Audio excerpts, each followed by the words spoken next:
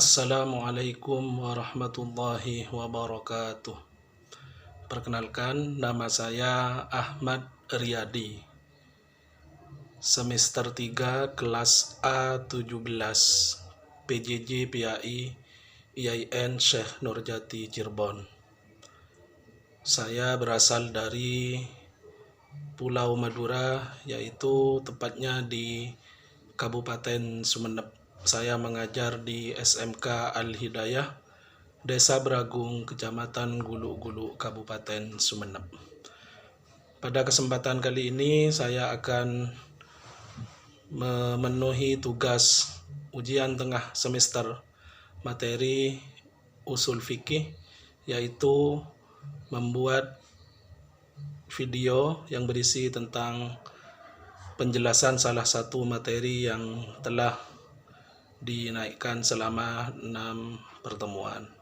Dan saya pribadi memilih materi sejarah perkembangan usul fikih, yang mana sejarah perkembangan usul fikih ini ada 3 poin penting. Pertama, kronologis munculnya usul fikih, kemudian pembukuan usul fikih, dan yang ketiga adalah tahapan-tahapan perkembangan usul fikih. Namun pada video ini saya memilih materi ketiga, yaitu tahapan-tahapan perkembangan usul fikih, yang mana secara garis besar tahapan perkembangan usul fikih yaitu ada 3 tahap. Pertama, dikenal dengan tahap awal atau terjadi pada abad ke-3 Hijriah. Kemudian ada tahap perkembangan yang terjadi pada abad ke-4 Hijriah, dan ada tahap penyempurnaan, yang mana tahap penyempurnaan ini terjadi pada abad ke-5 Hijriah. Marilah kita simak penjelasannya lebih detail tentang tahapan awal, yaitu pada abad ke-3 Hijriah. Yang mana pada abad ini, yaitu kebetulan di bawah pemerintahan Abbasiyah, wilayah Islam semakin meluas ke bagian timur.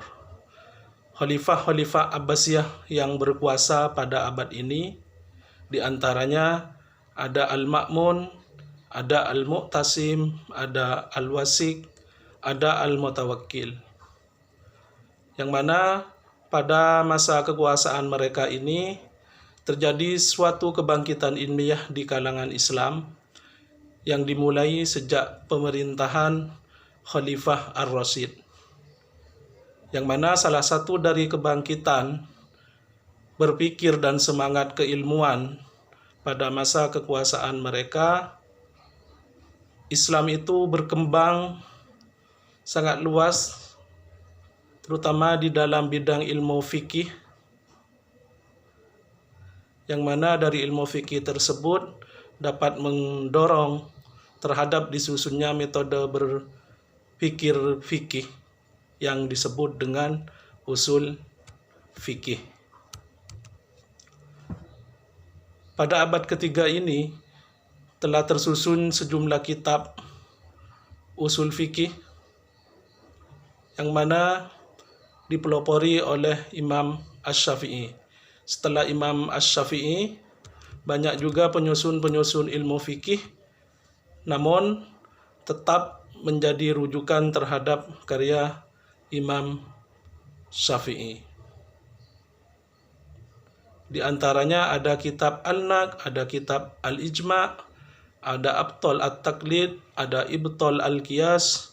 Itu di antara beberapa kitab usul fikih yang ada pada tahap awal, yaitu pada abad ke-3 Hijriah.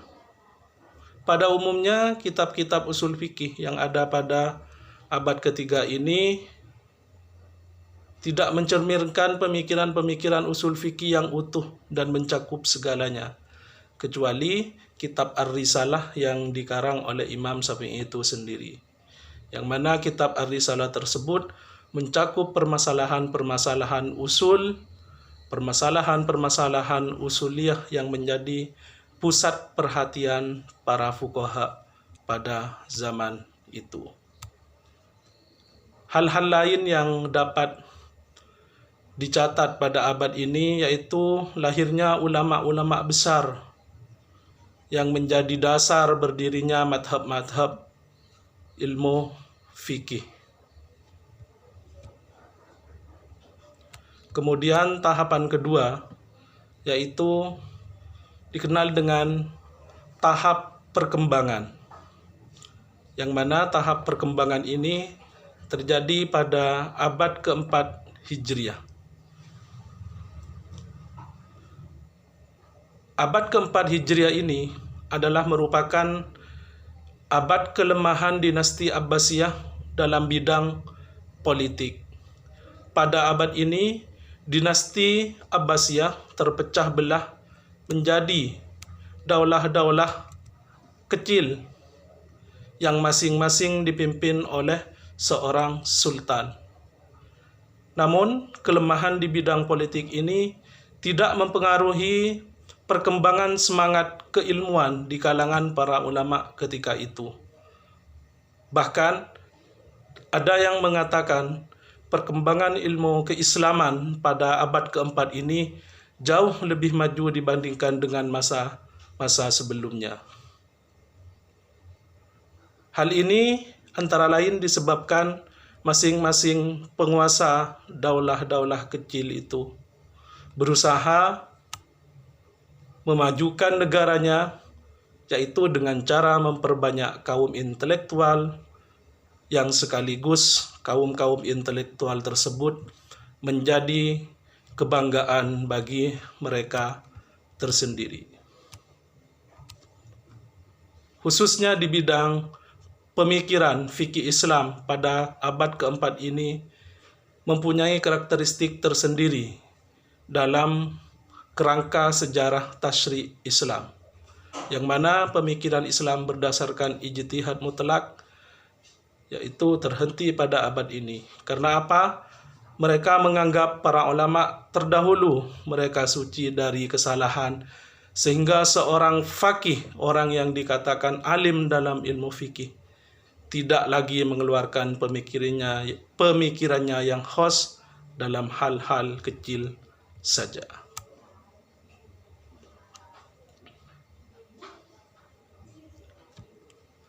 Kemudian tahap selanjutnya yaitu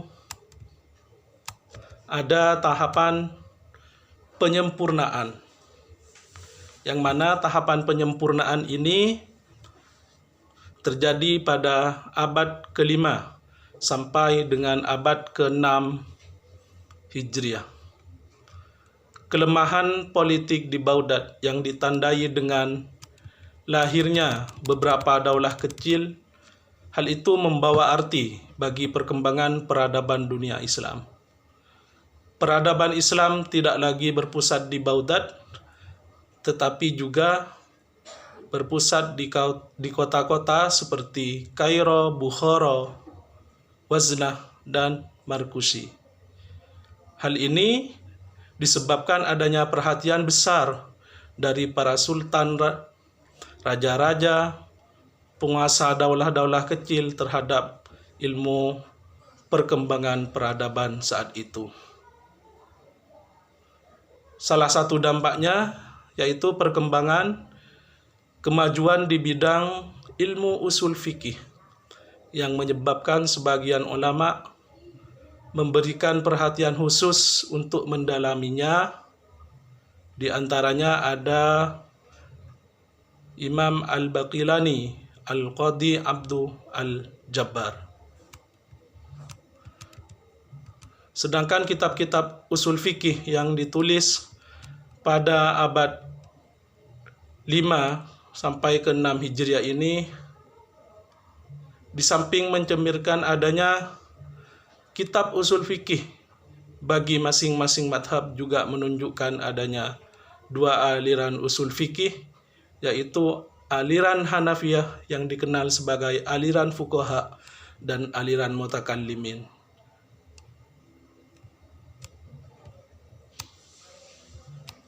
Kitab-kitab usul fikih yang dianggap penting pada masa ini diantaranya adalah kitab Al-Mauni Al-Abwab Al-Ad wa Tauhid yang ditulis oleh Al-Qadhi Abduh Al-Jabbar. Kemudian ada kitab Al-Mu'tamad, yaitu kitab usul fikih yang ditulis oleh Abu Al-Husain Al-Basri. Nah,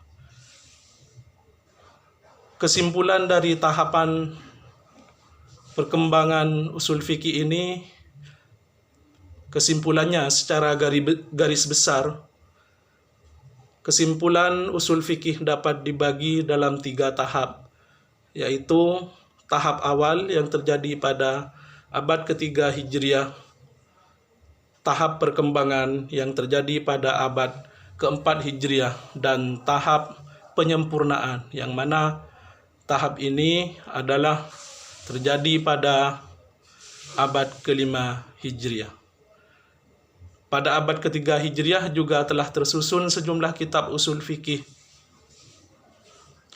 Dan juga ada beberapa hal yang perlu dicatat sebagai ciri khas perkembangan ilmu usul fikih pada abad keempat, yaitu munculnya kitab-kitab usul fikih yang membahas usul fikih secara utuh.